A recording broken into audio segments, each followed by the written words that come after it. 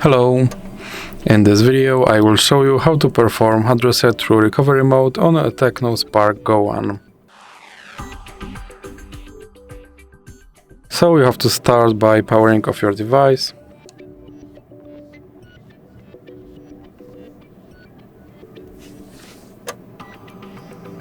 And now when your device is completely powered off, you have to press power button and volume up button and hold it for a few seconds.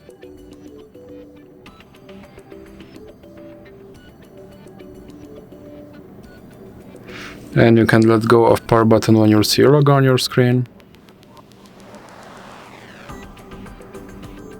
And when you see no command, you have to hold power button and click volume up button, like this. And here in recovery mode you have to use volume buttons to navigate, and you have to move to wipe data factory reset and then press power button. Now move to factory data reset and press power button again.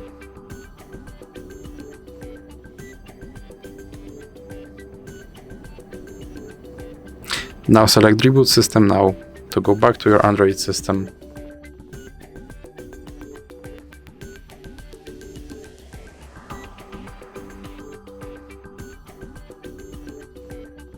And as you can see, my device is now back to its factory settings and I have to perform phone setup all over again.